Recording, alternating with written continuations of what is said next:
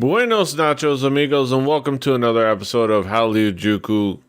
I am PD Rave, your man with no plan. With me, as always, is my buddy, my friend, none other than Brandon Cooper, aka King Kaz. How you doing, Kaz? I'm beat better when I'm not tangled up in my goddamn headphone cords. I'm doing good. Hey, internet. Yay! Yes, Fix my camera. we're on the internet. We are, of course, gathered together to talk about East Asian pop culture, as we are wont to do. Of course, we start off every episode, like I say, every week, to talk about what music has caught our attention this week, what we've been listening to. Kaz, what have you been listening to this week? I myself have gotten back to Year of the Rapper. Kaz's year of promoting Korean hip-hop and rap groups that I think are really good. Some notables so far are Man GD, Tableau,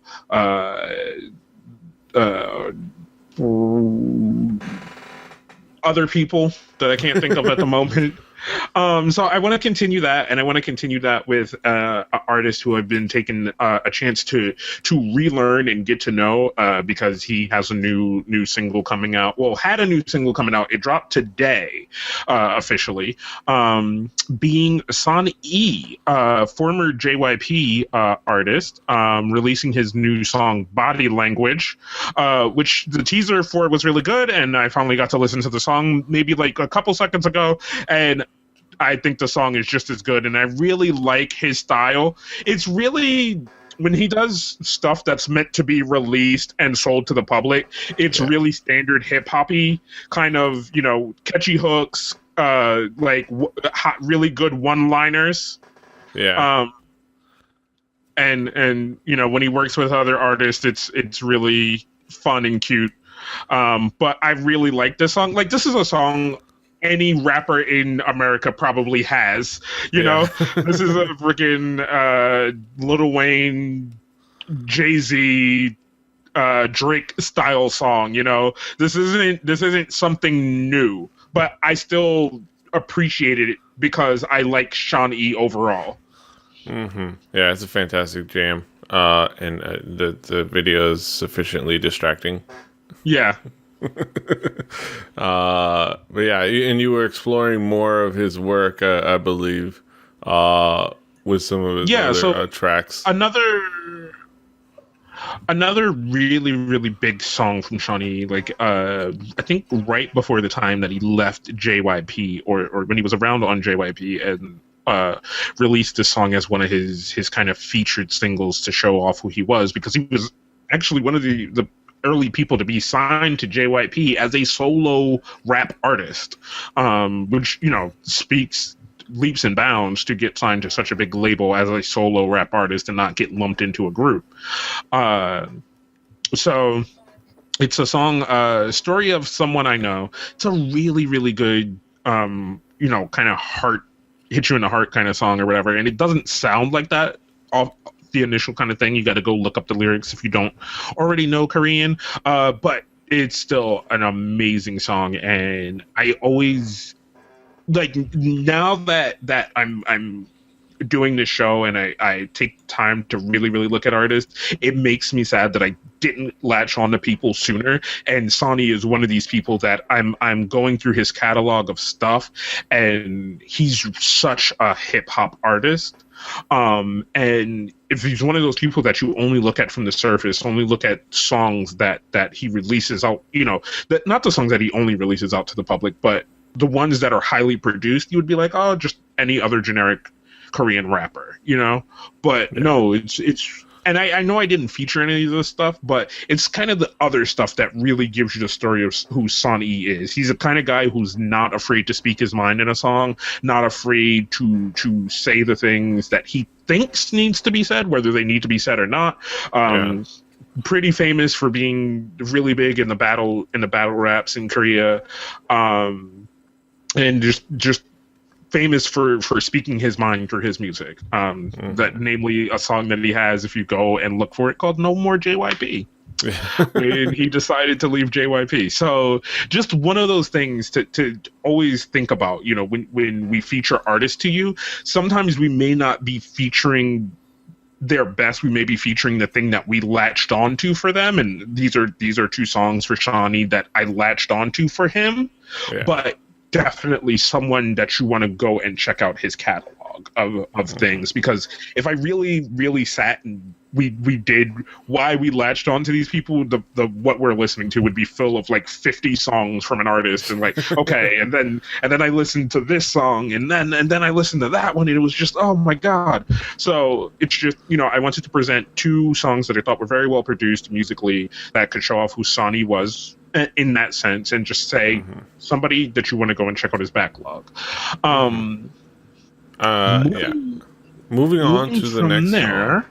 Yeah, is a duo, a singer rapper, and they kind of switch off from time to time. And we featured the rapper who did a solo song, this song before. But I wanted to feature the group, and I never understood why we never got around to featuring the group, because me and PD always will mention to each other every once in a while, like, God, man, Geeks is actually kind of good. Like, man, yeah. But we've never really featured Geeks before, and it just is one of those silly things that I don't know why we've never done it. But Geeks, So You, featuring Sistar, Officially Missing You. Well, Geeks featuring So You of Sistar, yeah. And it's just a really, really nice song. Something you can just kind of put on and jam to. Geeks is a really cool little group, and they do the vocalized hip hop R&B style really well. Yeah, it's some fantastic stuff. And So You as a collaborator is kind of consistently slays vocally. I think everybody from Sistar, aside from some. Hey, haha. How's it going? Yeah, this particular video is full of just a cavalcade of Korean pop stars. Yeah. And it's one of those videos you keep going back a little bit to be like, was that? Oh man, wait, hold on. Was that? Yeah, that was. Yeah. Is that group? Yeah, that is that group. And it's just, oh god, yeah, fantastic. But song. I really like this song. Geeks is another group that, once again, I don't know why we've never featured anything from Geeks. And this may be an older song from Geeks, but they're damn sure a group to definitely go check out. And in the hopes of them releasing more and more stuff, because Geeks is just really, really good duo. And they really seem to care about their music, and they do really well. So go check out more Geeks. Check it definitely. Of course, last but not least from you. Last but not least, in the year of the rapper, someone we kind of quickly mentioned before is Swings. Swings is another one of these guys, really big in the underground hip hop scene in Korea. Has been getting his due a lot lately, working with a lot of his friends, J Park, Gray, and doing stuff like that, and has always kind of been on the charts here or there when it comes to hip hop. Really, really good rapper, really good lyricist. I really, really, really have respect for Swing style, and it's one of those things, you especially for me and PD, coming into music genres that we know, but in a language that we aren't fluent in. Yeah. When you start to learn things and start to hear things, you're listening more to the rhythm and the patterns. Yeah. And Swings is one of these guys, for me, like Gary. Their styles are kind of totally different, but it just is like, you almost don't even need the words to understand what they're saying. Yeah. Just the tone and the reverence in their voice and the ups and the downs. And Gary kind of stays at one pace, but it's just the way in which he uses his words that just kind of hits you like you actually understood what he was saying, even if you didn't. And Swings does that same thing a lot, where the way that he raps and the way that he says his words and the tone that he puts to them, I'm like, I know what that song is about, but I didn't understand a word in the song. Yeah. But, it got across to me. I just kind of picked one of the random songs by Swings because they're all pretty good. There's some that I don't like because they're kind of just generic hip hop, but Swings is definitely another guy you want to go check out. Really, really good rapper. Really just, good at the lyricism and thinking and doing all those kind of things. All the things that people never really mention when it comes to rapping. They're just like, oh man, that guy's really good. And you're like, what did you like? Oh, the beat. And you're like, that has nothing to do with why that rapper is good. Yeah. But yeah, fantastic. Hashtag Year of the Rapper. Yep. And all right, so flipping it onto my part, I just have a couple of recent songs that caught my attention. I usually like to take my opportunity to just point out new releases, but this one actually has been one that I've been listening to quite a bit. Wonder Girls is a group that I think we've mentioned before, but is a group that we've has mentioned them many times. Yeah, and kind of we made maybe passing jokes about. But it's not a group that hasn't necessarily been actively on I don't think either one of our radars. Not really. Because I think for me, because they've been effectively disbanded the entire time I've been into K-pop for all intents and purposes. We kind of trace it back to 2012 when they kind of last were around. But one of them is in that time, the individual members, whether former or I guess current, quote unquote, have been doing their things or working at their things. Sunmi putting out a couple hits, but most recently, Yeun of Wonder Girls has come out with her new release, her debut solo work under her production title, Hotfelt. It's kind of a play on heartfelt and other things. It's a weird name. Just accept it. It's Hotfelt. But she came out with a song called "Ain't Nobody." Off of that album, off of that mini album, and I think the consensus so far is that it shouldn't work, but it does. It is a song that very much incorporates a lot of elements of electronic dance, electronic music, dubstep elements in a sense, but uses them in a kind of a classical music sense and a ballad to a ballad feel, I guess, and then almost like specifically creating the soundtrack to a modern dance routine, that you would see on So You Think You Can Dance, which is a lot of the video and a lot of the choreography is just modern dance, like modern dance that you see on So You Think You Can Dance, and it actually is a really cool track. I don't know, what did you think of the track, Kaz? I really like the song. The video is really odd, but it works. It works, yeah. It's weird just kind of seeing her out in the streets in the middle of an intersection just doing ballet and shit. Just having a convulsive fit, and when the car pulls up on her, she's just laying there doing that thing. Imagine this person in the car is like, "Excuse me, 911.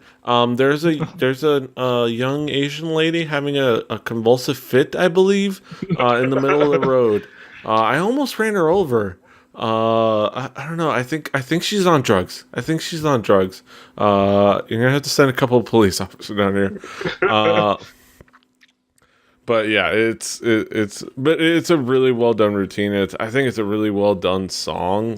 It's very kind of dramatic, very dramatic and very impactful, and I think done really well. And I've actually been listening to the mini that it's off of, and they have some really cool tracks, including one with Hyerim, also of Wonder Girls, that they worked on together, and there's some really cool songs on there as well. And reading the kind of the interviews that she said about butting heads with JYP on a lot of the ideas that she was trying to push on this, how she had to fight for keeping the Hotfelt name, and how she had to fight to make this the title track instead of a sexier song or whatever, because she really wanted this to be kind of the big title track, and understandably so, as from a creative standpoint.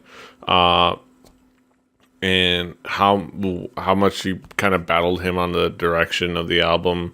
And I think it's really cool to kind of see that kind of mentality in K-pop, that kind of fighting for the vision of your music in a big three company is kind of cool.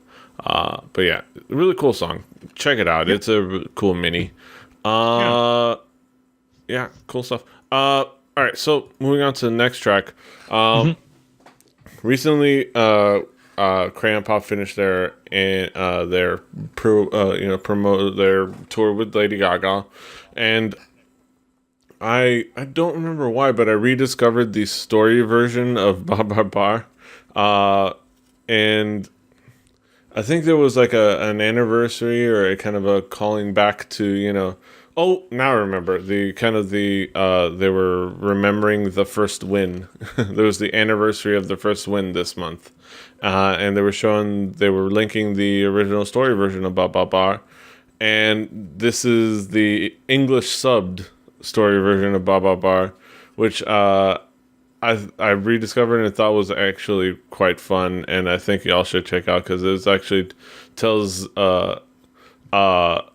the fun story of Thug and Pop going around beating up on bullies, little Soil slapping people around. Don't mess with Soil. she'll mess you up. It's still a fantastic song to remember, and it's just a fun video. God, I love Thug and Pop. I always like seeing Thug and Pop make an appearance, especially with the dragon tattoos. You see them in there,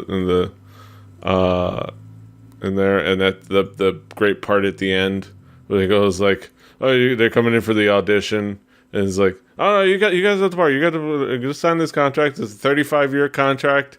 The profits are split 90% me, 10% you." I was like, "What about the audition?" No, you guys are perfect already. No problem. It's like, oh, did we do well? It's like, I don't know about this. Felt weird. Did we have to audition? Like, I thought that was a masterful little parody of the K-pop industry. It was fun.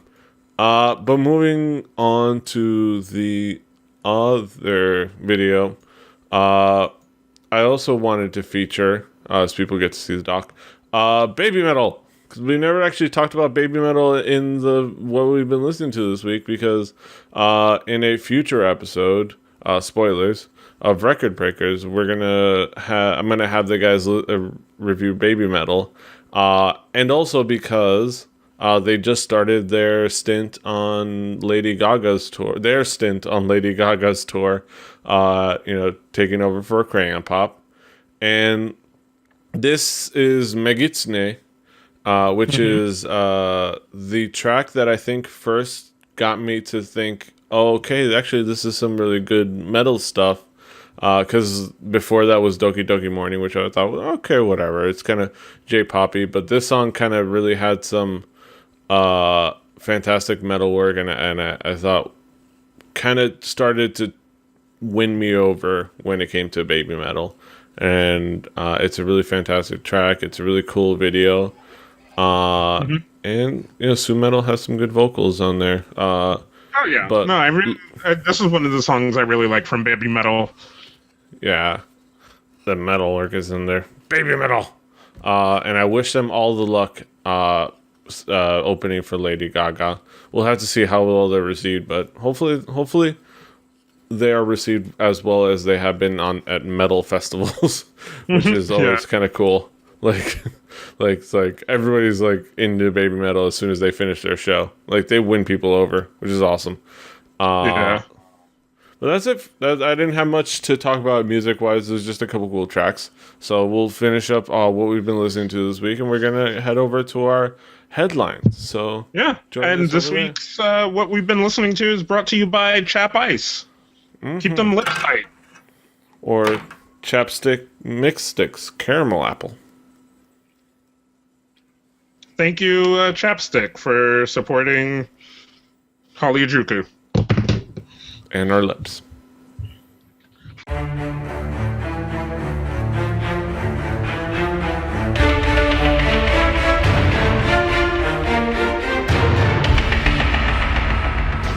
Welcome back, ladies and gentlemen. We're here in our headlines section. Talk about the latest happenings and goings-ons.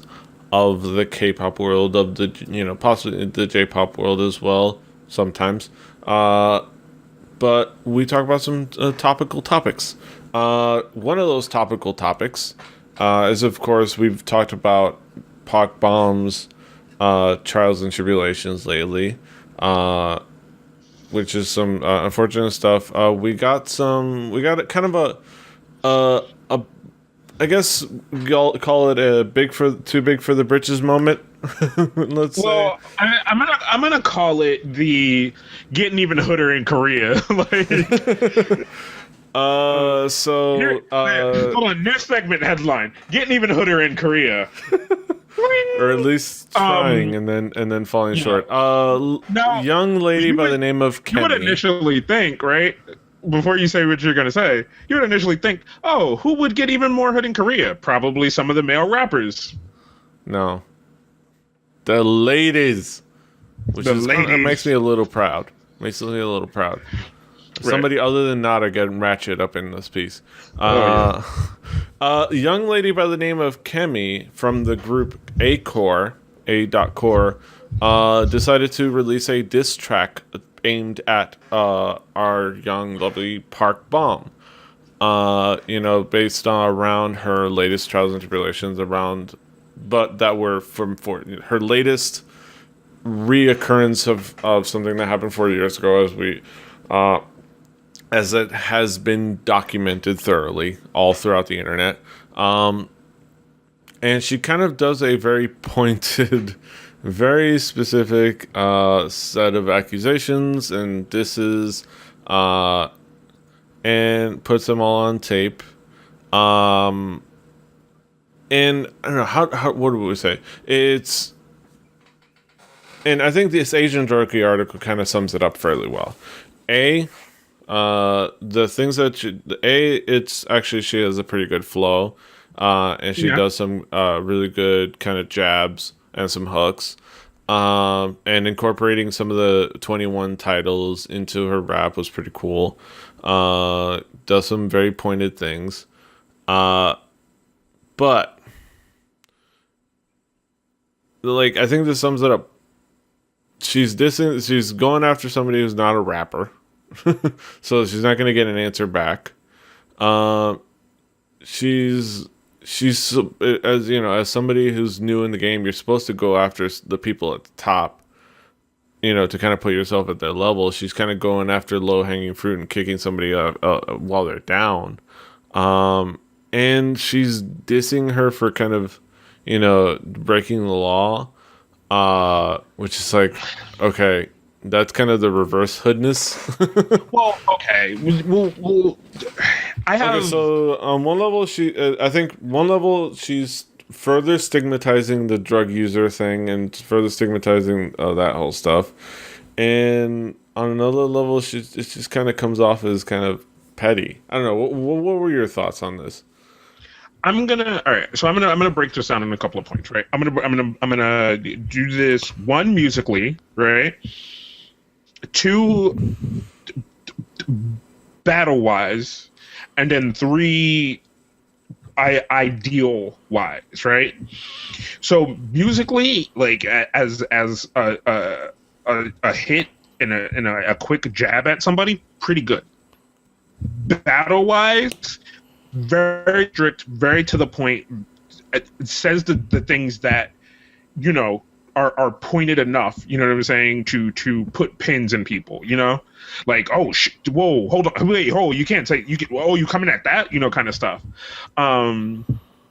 Then 3, ideal wise, kind of what your mindset is going out and what you're getting coming back for this, right?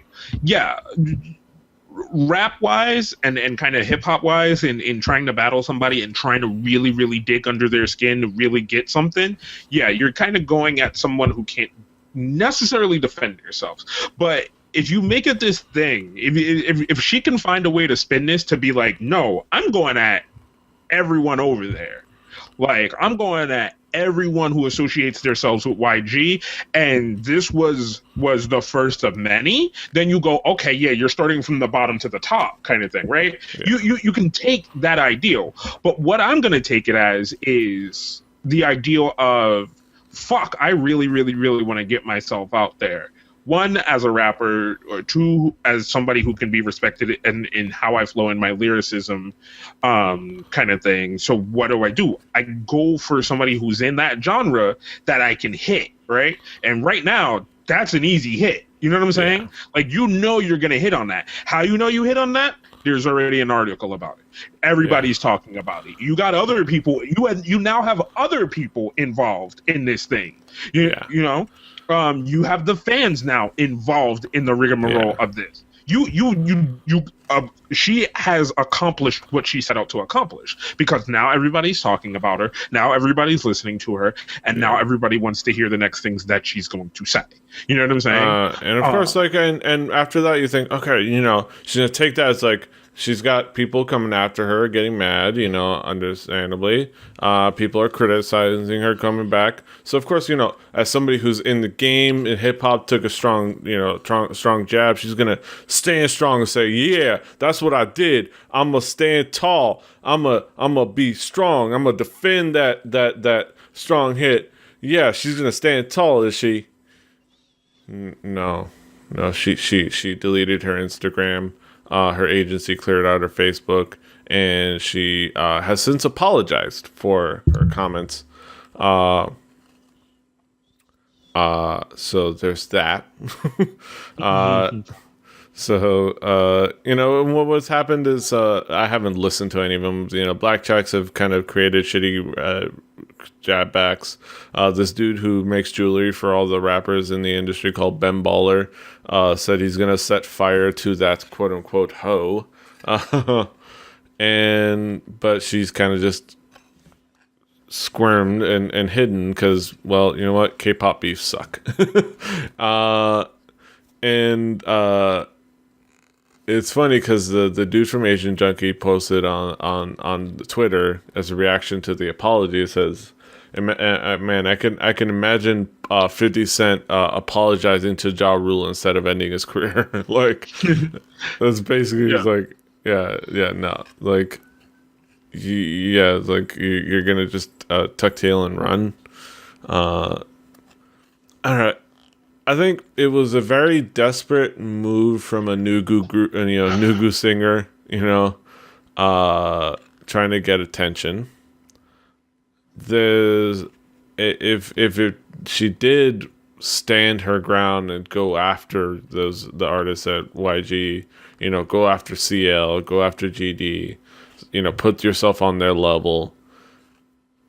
It could have come off really cool in some way. But it just kind of came off as kind of sad, which is a shame because at the end of the day, just listening to that little one piece and from apparently what people have been linking on other like mixtape stuff of hers, she has some good flow and she has some talent. But now she's got an entire army of people against her at every step of the way, and she didn't fight back, and now she's conceded. And now she's... and I don't necessarily know Kemy all that well, right? So I don't know if this was a forced hand by her label in the ideal of this small label having to then go up against this big label kind of thing. You know what I'm saying? Over this one person's thing. And then forcing her hand to be like, hey, whereas here in America, that culture is, if especially in the rap culture, if you're going to speak out about somebody, then everybody then has to back you whether they want to or not, Like if they claim to be your friends and your associates and your label, right? Your label will support you in what you're going to do. And a lot of the time, some of these guys own their own labels, whatever, So I feel like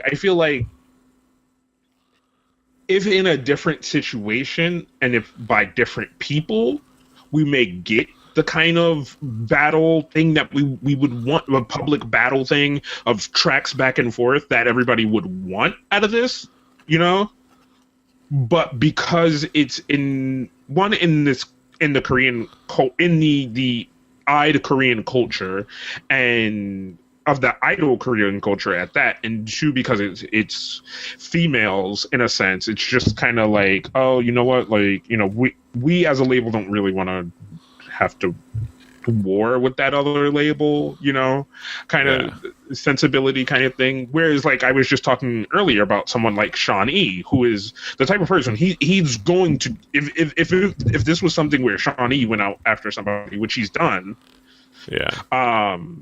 he's gonna do it, you know, and he's gonna stand there, he's gonna do it. Where she has to think about, oh, I have this group, I have the debuts, I have the fans, I have the label, you know what I'm saying, on me now because of what I did, as a way to, one, put myself further out there and all these other kind of things, right?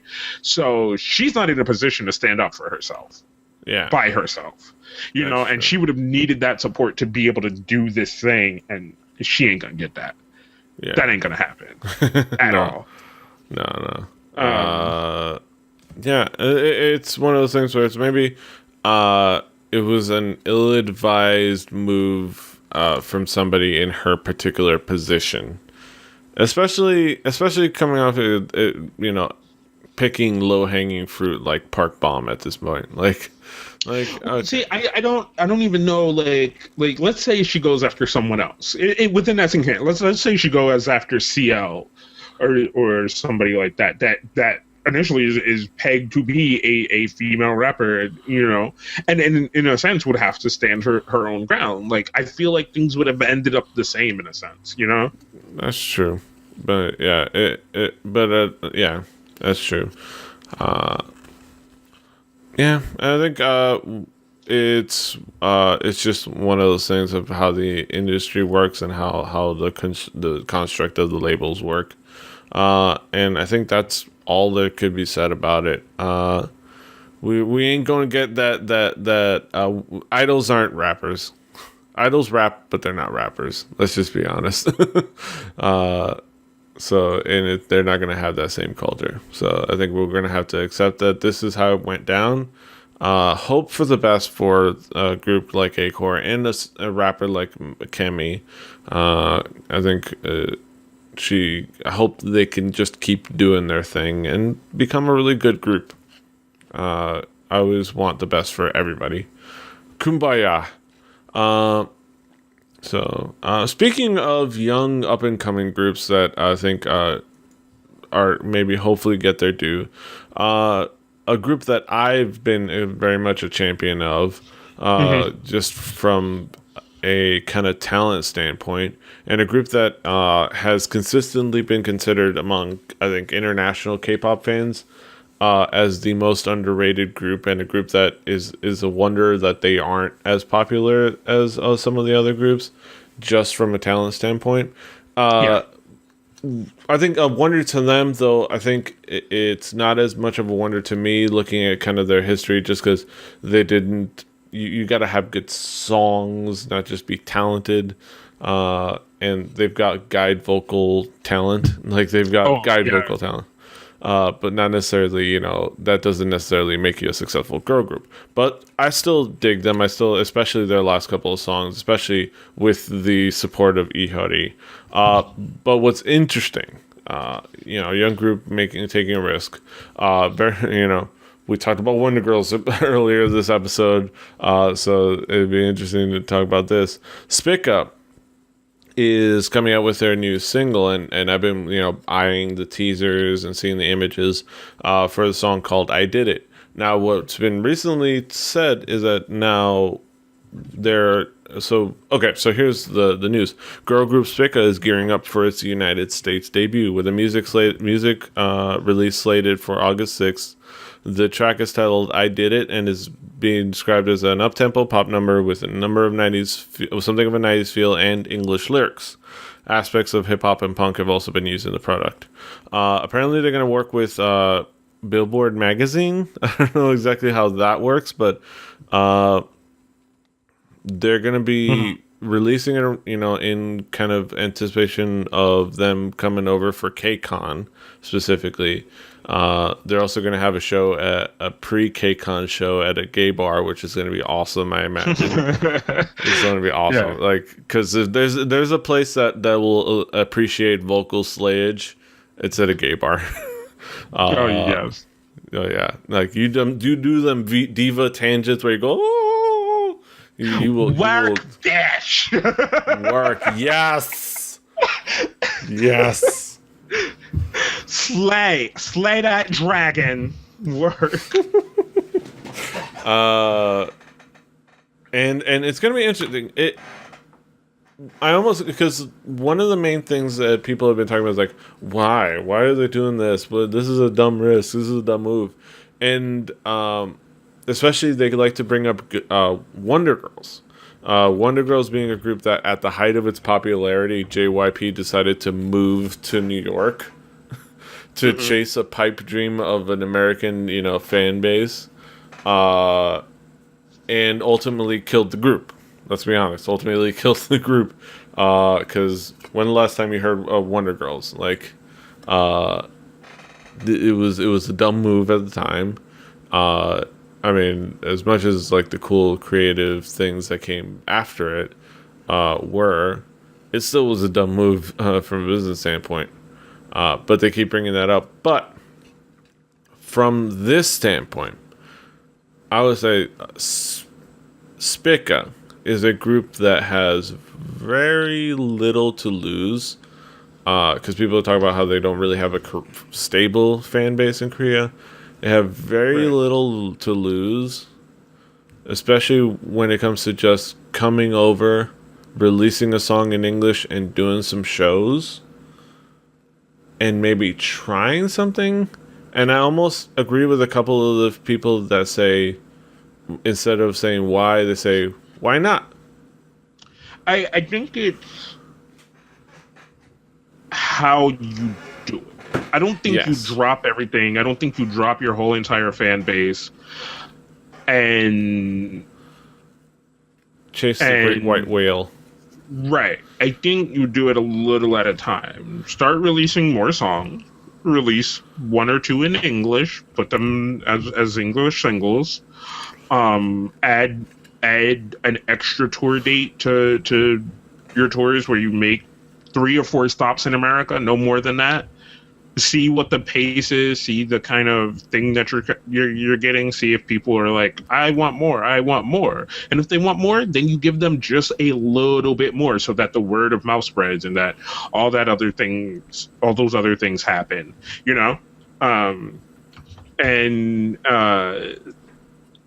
let it grow naturally. You don't just drop everything. You don't just rip a group away from its fan base and go, all right, now they're over there. Go promote them to the white man. Because then everybody's going to be like, huh? What? Are they gone? Oh, okay, I guess they're gone. Yeah.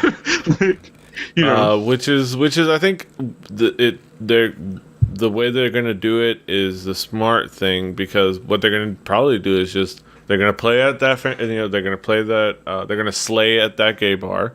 They're going to play at KCON, hopefully win some fans there. I doubt they're going to win fans at KCON. Yeah, probably not. That's preaching to the masses. Yeah, that's probably. You know what I'm saying? Because you also got to look at this thing, right? When you take a group like that, right, and you try to then do it in America, and this is to me the thought that just popped into my head that I never said about Wonder Girl but was always there, right? I like Korean groups because they are Korean groups, right? Mm-hmm. Yes, they make music similar to music that started here in America that I know, R&B, pop, what those kind of things, right? But at the same time, I love it because of the Korean culture that's infused into it, and kind of all these other things, right? And kind of the more ridiculous things you get out of hip hop growing in Korea, or R&B growing in Korea, or pop growing in Korea, and then spawning different types of groups, because initially it was kind of copycat. You know what I'm saying? Like they were like, okay, like this is what hip hop is supposed to be like, and they kind of did what they thought hip hop was supposed to be like. But now they have their own sense and style and understanding of hip hop, right? Yeah. So that's why I love them. But then if you take all that away and try to make it the thing that I already know, that I no longer want to have anything to do with, I no longer really care about general American hip hop. Like people mention rappers to me and groups to me and R&B artists to me all the time, and I'm like, I don't know who the fuck that is, because I don't listen to that shit. And when I do, it just sounds like anything else that I hear on the radio, and I'm like, I don't care, right? Yeah. So I come to this thing, which is I come to this thing, which is a sense of that off the same style, but it's different. It's just different enough, right? If you take the difference away, for the people who would want to listen to that and promote that, they go, well, how can I now? You know, like for the fandom that's like, oh, Wonder Girl's coming to America, fuck yeah, and then they hear the shit and they're like, that's just pretty much Britney Spears or anything, you know? Yeah, like that's Akon, the stuff I don't care about. Yeah, that's not with Akon. Yeah, I think ultimately, okay. So, like I said, it was like they're gonna do a show there. They're probably gonna do some shows like a little bit after, and then they're gonna go back home. And they're gonna, because the plan is still they're gonna have a Korean comeback with an album sometime in August. Like, right. The plan is, all right, we're gonna have an album like soon. That's fine. And this is just something to do here. They're gonna. It's almost like, well, we're flying all the way over here for this one thing. Let's do some other things while we're here. Like, let's not just fly in for one thing and go back home. We're gonna pay for a freaking flight. Let's do some other things and do some other shows and promote a single. You know, release something on iTunes and sing that song at the shows we're gonna do and promote that single. So and then they're gonna go back and just do the album that I've been waiting for. The key thing is, if they and I think the biggest thing is the biggest lesson we've learned a lot of times in what crosses over and what doesn't is if you try to think of what would be popular here, you'll fail. Period. But if you try to do what you think works for you and just maybe translate the language or not, depending on how you feel, if you feel like that's how it feels right for you, cool. But if you do it by what defines you, if you basically say, we're going to make a great Spica track. Now we're going to have Spica make a great American pop music track. We're going to make a great Spica track. We're going to make it uniquely Spica, and then we'll translate the lyrics. We'll translate it, sing in English. But we'll be Spica. I mean, we also had that same thing where for the longest time there was that talk, and I think that's still part of the problem why we had so much trouble with 2NE1 and their releases, was just like the whole pipe dream of like, oh, release a group in America, you know what I'm saying? And they were going to try that with 2NE1, but it just was not going to work, you know what I'm saying? And there's just certain reasons that those things happen sometimes. So you can take other groups, right? Like let's take other people. Kyori Pami Pami, right? Very, very, it came to us from a viral sense, you know what I'm saying? Yeah. But the music's really good. The music's really fun. The visuals are really poppy and good and just like sink into your brain and are amazing. You know what I'm saying? Lady Gaga has a lot of crossover appeal kind of around the world or whatever, because it's kind of the same thing. Like overall, the music's really good. It's really fun. The visuals are really, really fun and silly, and you can kind of latch onto them. Baby metal, you know, like, musically really good most of the time. Like the visuals are really fun, and it's just kind of this new idea, and it's kind of, even if people don't want to say it is, it's pushing the genre in a sense, you know what I'm saying? And it's making people realize things don't have to stay the standard way. Same thing with Kyori Pami Pami, same thing with Lady Gaga. Someone else, oh my god, I can't think of her name. Petey, help me out. Korean crossover appeal. Korean pop? No. Older Korean single lady. No. Lady. Uh, Has Snicks? songs in like every goddamn language. Boa? Boa, right? Like Boa, another person, just I don't know why I massive threw crossover Smix in there. appeal, right? I was Like just watching a stream today. That's all. the Boa has massive crossover appeal because like just the Boa is fucking amazing. You know what I'm saying? And it's just those core things that you have to work on. And I know using the word amazing, it seems really easy. You can be like, oh, it's just amazing. Like that's a so silly, stupid thing. But it just is, right? They have this thing that makes you gravitate towards them, and it's not always necessarily the music. It's not always necessarily bowing down to the core group of people. Like, don't bow down to us and put shit in English just because you think we need it in English. You know what I'm saying? I already enjoy the music. Yeah, I think if it's they're doing it in English just because they thought they wanted to, like it's just all right as a challenge, as an exercise, as something to push themselves forward, rather than pandering. I think that I'm okay with. I think it's something that is a thing that even if it's not for the sake of pandering, I know many in the music industry just want to learn English. They want, many Koreans want to learn English, period. So I think don't do it just because you think we need it in English. If you do it because it's what you wanted to do, cool. It was something that you wanted to do as an exercise too. But specifically, and I go back to the central point, define what your effort by what defines you. Yeah. Give them you. Don't give them what they want. Give them what you are. And I think especially with what Spica has been lately, with that song "You Don't Love Me" is just a fantastic track. Tonight was just a really cool track, and very unique and interesting, and wasn't your typical K-pop girl group. And I think if they can have that unique flavor in this track, and just looking at those outfits, it's just really cool. Like just looking at that image is just a really cool image, and that makes me anticipate it. So I think if they can define it by what makes Spica great, I think they could have success. But at the end of the day, what matters is that they're gonna have fun. They're gonna come over, play some shows. They're probably gonna do well. And they're gonna sing. They're gonna have killer vocals, and they're gonna do their thing, and they're gonna come back with that album that I've been waiting for, full-length album. Give me that full-length album. But yeah, I wish all the best for Spica. They really deserve their due. they've all been kind of hustling it for as long as just looking at the graphs.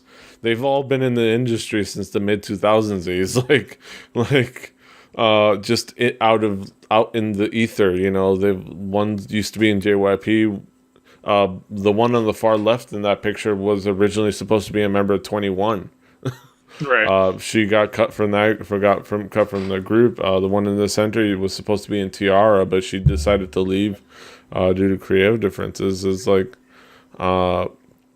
Kim Boa has been a vocal guide and vocal coach for a bunch of groups. So they're the girl group of misfit toys, and if it would be so cool to see them make it to succeed.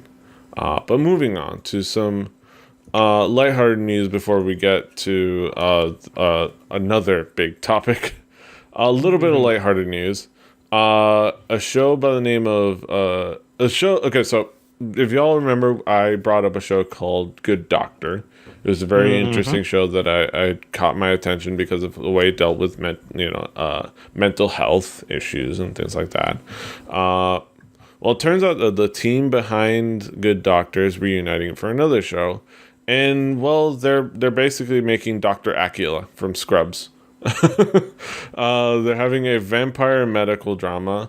The team behind Good Doctor called Blood. It's a working title, but I want it to be the main title. Just a show called Blood.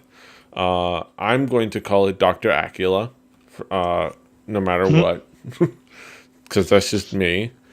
Uh, do you anticipate the vampire medical drama?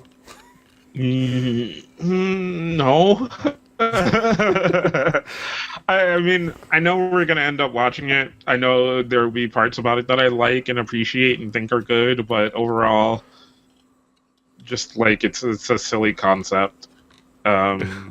And I think it's just kind of latching on to the whole like underworld kind of hype of people wanting to do vampire stuff and werewolf stuff and zombie stuff and all that kind of jazz, you know?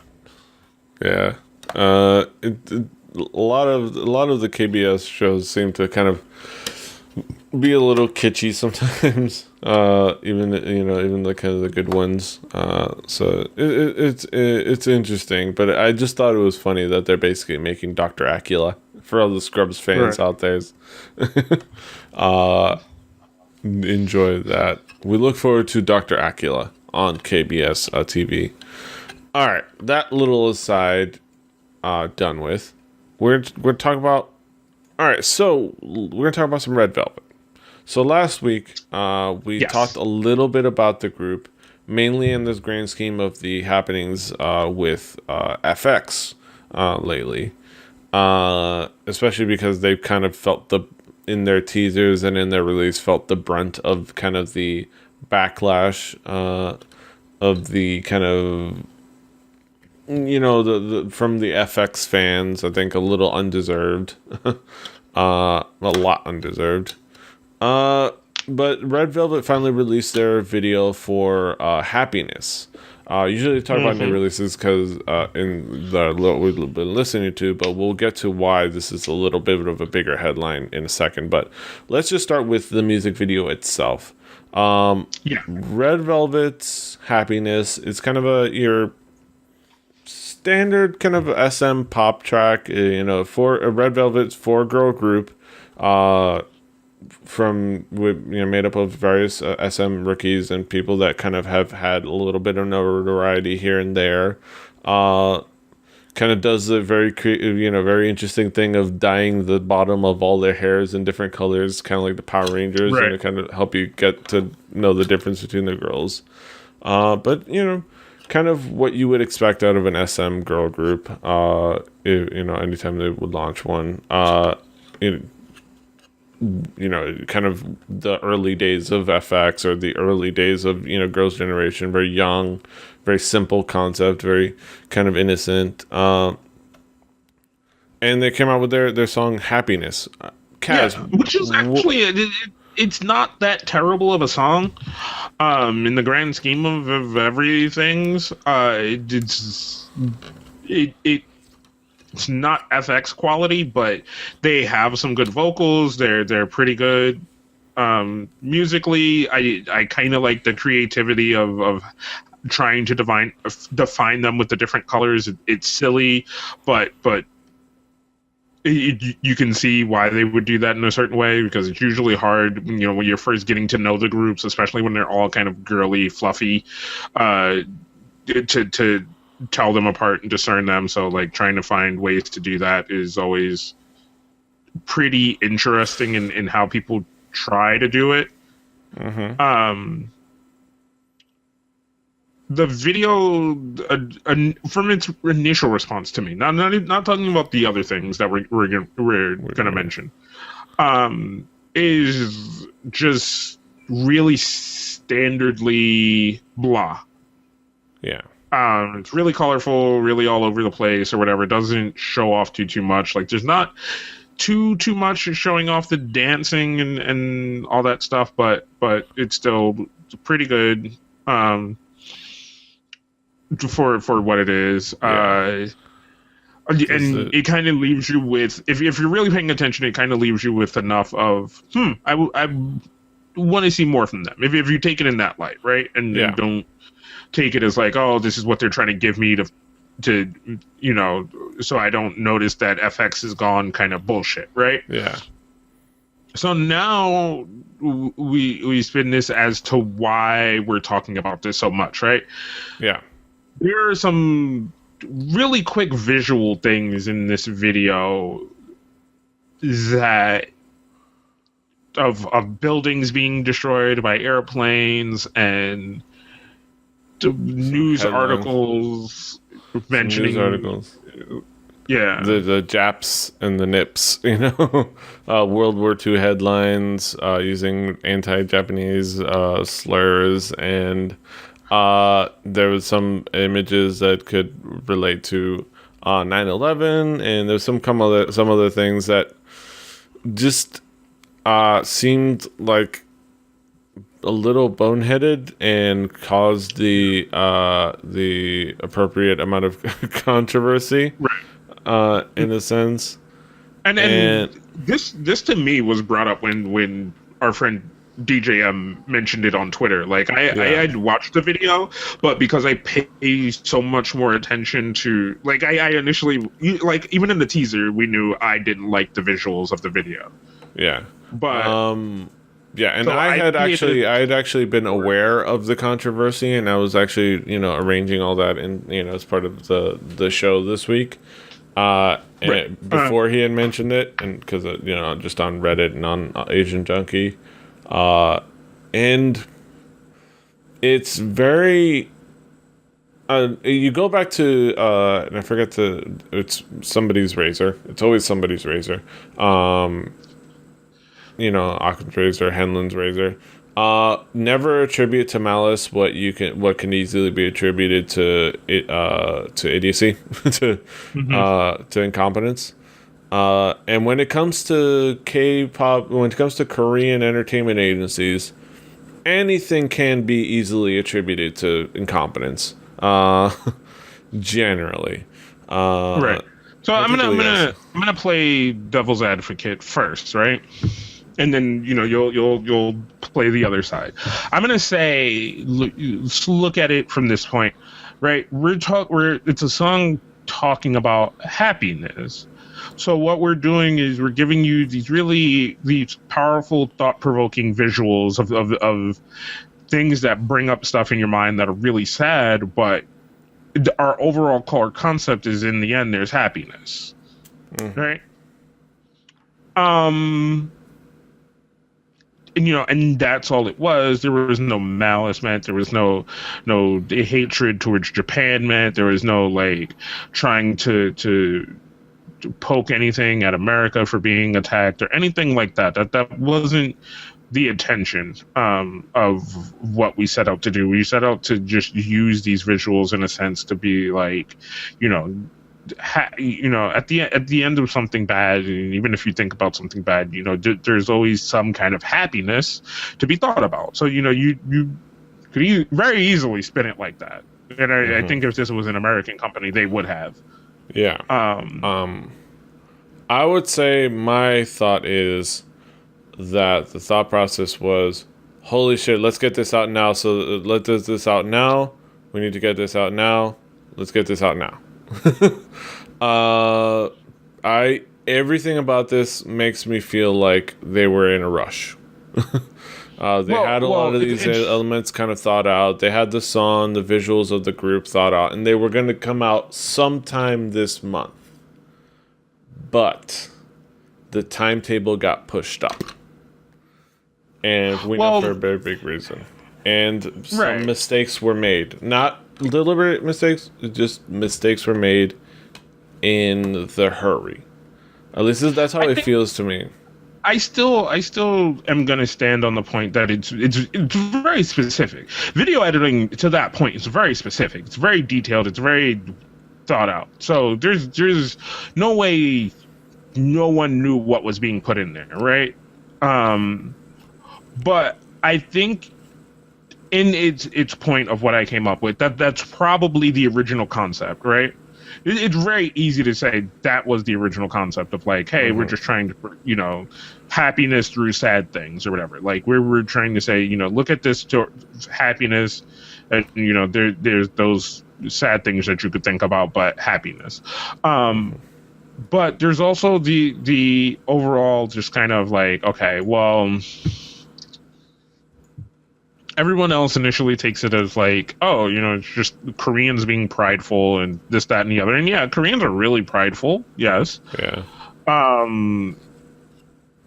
but they're I don't know if in that sense they're that disrespectful, like to do something like that, especially in something that reaches the world, which is music, I think they're not that dumb to put it at face value.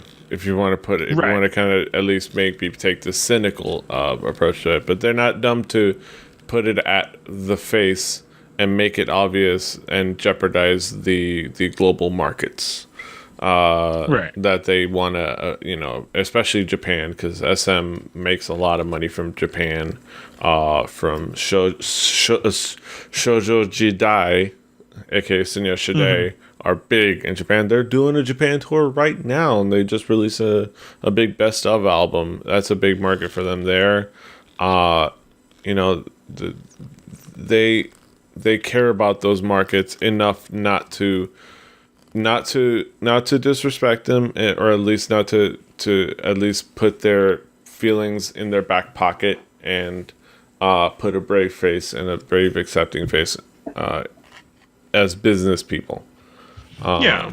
So I still say, never attribute to malice what you can easily attribute to incompetence. I still say it was something that it was. Yeah, they knew what they were putting in there, but something that may have been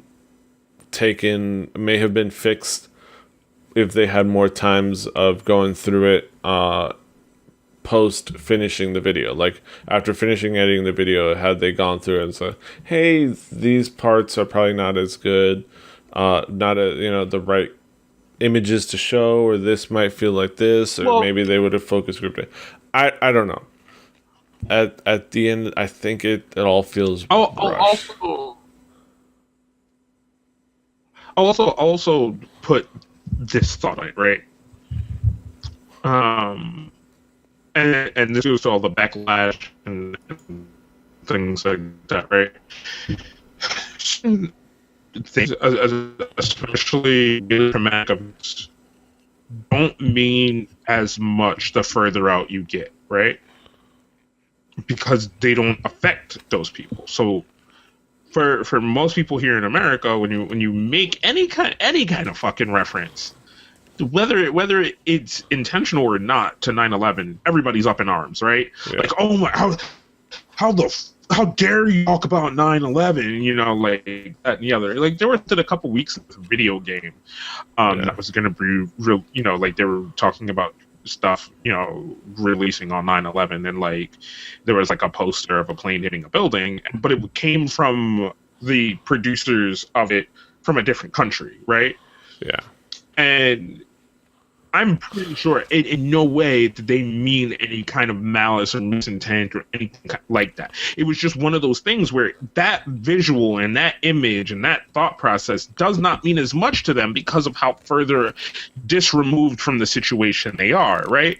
So it was just like, oh, this is releasing September 11th. This is a really cool visual, Whereas at the end of the day, it's the same exact thing here, and I'm not going to hold it against them. I don't hold it against anybody at this point, so many years out, of anybody who puts out a visual of a plane hitting a building in a sense to promote anything, unless it is some kind of September 11th thing. You know what I'm saying? Like, unless they're specifically like, oh, September 11th, the video game. You know what I'm saying? Like, then, okay, if people want to get up in arms about that, then they are fucking happy. I'm happy to go say do so. If it's a fucking action movie, like spies and shit, and a satellite hits a building, and like they're like, oh, the satellite hit the building. Here's a really cool visual from the movie. Blah blah blah blah. And we're using it to promote the movie. Comes out fucking in September. You know what I'm saying? I'm not to be like, oh, how dare they? How dare they try to fucking make money on September 11th? That's fucking rude, man. Like, no, stop it. You're a fucking idiot at that point. It's just a self-aggrandizing idiot at that point, like holding on to something outside of the realm that needs to be held on to. You just want to be the first person to throw a fucking stone. And I, at the end of the day, that's what I think this is here. It was like visuals of sadness to promote happiness. You know what I'm saying? Because you're like, man, these really sad things happen, but at the end of the day, you can be happy. You know, and I think it was done in that sense. You know what I'm saying? And you take the visuals of everything surrounded by flowers and beautiful things and things like that, you know, and you think that, but no, people automatically have to go to, you know, this was meant maliciously. This was meant with ill intent. This was meant to hurt. Yeah. This was meant to be whatever. And it wasn't. I don't think it was. I don't think. I don't think that's the point. Like you. I think we pretty much. I think that's basically what we said this entire time. I think, like I said again, never attribute to malice what can be easily attributed to incompetence. And I'll say it again. But it's. I say it was an accident. I understand what they were maybe trying to do, or maybe not trying to do. They were just kind of. They were using headlines of war, maybe some little visuals of this. Honestly, probably was just visuals of just smokestacks. Maybe, I don't know, but it was something that probably would have been fixed if more people were paying more attention and if this wasn't so rushed. I think they were in a hurry. To get something out, and this is kind of a little bit of evidence of that. I think that's my one thought that I'll end the episode on. I think at the end of the day, this group should not feel the brunt of anything involving this video, because remember, it's never the girls, it's never the group, it's always the agency. Like, blame anyone, blame the agency. They're usually the ones running everything, especially for young groups. So if you're gonna get mad at anyone, get mad at SME, just don't ever take it out on these young girls just trying to make a career out of singing and dancing.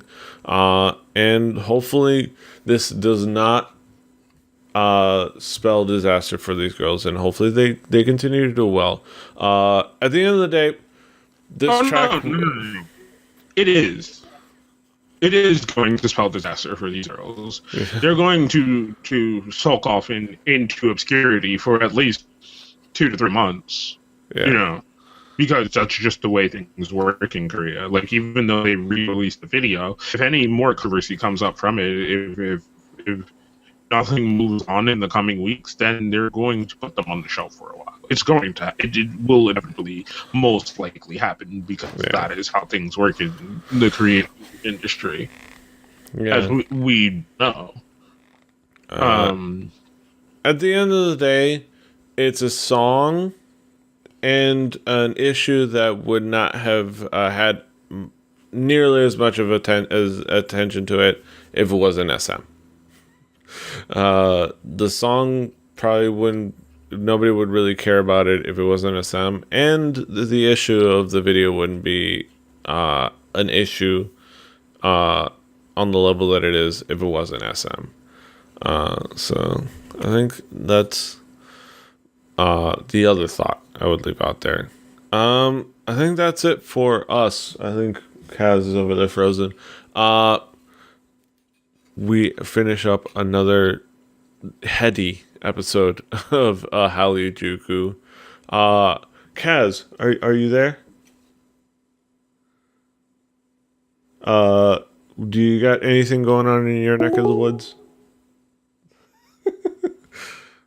Kaz, welcome back. Do you got anything going on in your neck of the woods? About that me/King Kaz, you say? For your, info on your streaming and your photography. I think everyone should check that out. What else? Yeah, just King Kaz everywhere. Needs more desks maybe coming out. Oh, you got plans for it? Okay. About that me/King Kaz for him. about.me/PDRave or PDRave everywhere on the internet. The show is Hallyujuku. You're finally back. I was saying their spiel to finish off the episode. You got anything going on the internet right now? Mainly Minecraft. You can catch me on all of our friends' streams, doing that stuff and gearing up for Otakon this weekend. Woo! Mm-hmm. So you won't see us. So probably, yeah. well, we're gonna work on something, but we're not gonna have an episode next week. At least not a regular episode. Yeah. But yeah, his stuff, about.me/KingCast for everything his, about.me/PDRave, twitch.tv/RebelliTV. I'm going to do a little bit of streaming here and there, some some games here and there. Specifically, I wormed my way into Rusty and the Flow's Minecraft Hour. Our buddies April Ness and Ashley Paramore dual stream. I kind of worked my way into their group, so I play Minecraft with them every once in a while, and we try stream it, and it's really interesting. So you check that out. But PDRave, all the internet, you'll know. Just follow me everywhere, and you'll know when it happens. Shows Hallyujuku, kpoppodcast.com. iTunes, Stitcher, follow, share, subscribe, like. That's it. Until next time. Hasta los huevos. Annyeong. Annyeong. Fighting. Body language.